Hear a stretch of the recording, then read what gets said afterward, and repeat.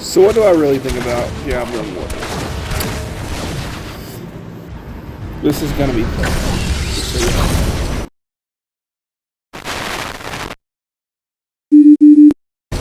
Alright, so everybody knows I made a video the other day about Diablo Immortal.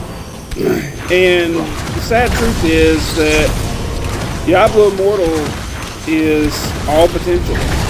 It is a great idea, but it's executed in the most poorly contrived way possible.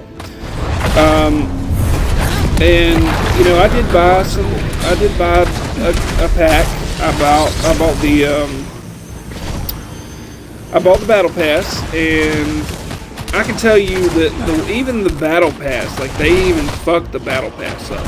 As you can see on the screen, the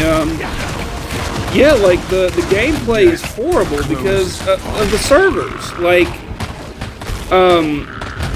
you know, this is what we're basically paying to do, but like, you know, Diablo can't keep their servers up, and yeah, I mean, you can see it on the screen. This is something that you can run into, and if you're in the middle of a rift, it doesn't matter if you're paying to win or you're doing free to play, but if you're in a rift, you're not gonna make any progress. And that's basically it.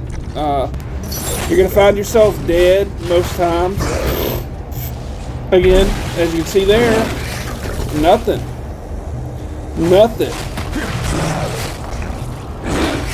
It's really a shame. And you know, I've always wanted a Diablo MMO, but at the moment, it's not looking very promising.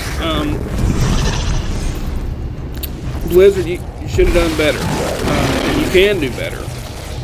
You know, World of Warcraft was a hit, and it was an instant hit. But Diablo 3 was a flop on release, and it looks like Diablo Immortal is just as much of a flop on release. Yes, there's a lot of downloads, but there's people that are wanting to try it. And I hope that whenever it comes to PC, all of this stuff is going to be solved. Because there's no reason why I should be dying to a first boss. And I didn't get footage of it, but I had a build that had a super beefed up skeleton on my necromancer, and he kept dying because of the lag. You can't corpse explode with lag. It just doesn't happen. And you can see on the screen, this is just an example of said lag. And I thought that it was going to be, I thought it was just because I was downloading the, you know, updates in the background. But after today, no, I'm not so convinced anymore, because I was lagging in empty areas. The only dungeon I could do was the Tomb of Namiri, and the rest was just, I couldn't even do bounties. And this is what we're paying for. This is exactly what, if you're paying for the Battle Pass, if you're buying crests and you're doing all that stuff, this is what you're paying for. This is essentially what you are paying for, and it is so sad. I mean, it, and you really hate to see it. I will say that there are better MMOs that are Diablo-esque. I honestly just learned about New Online, and it's still available on the phone. Yes, it has autoplay, but if you sat and grinded the levels, then you understand why there's so much auto. Because those levels, you know, they don't go fast unless it's on the new one.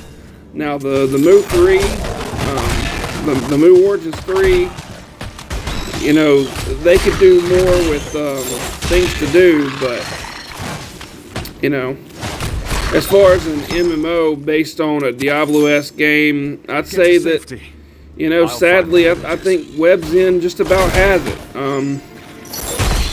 And, you know, if you're going to be casual and not be able to min-max like you're going to be wanting to do on Diablo, you know, why not stick to a casual MMO rather than going with an official Diablo MMO?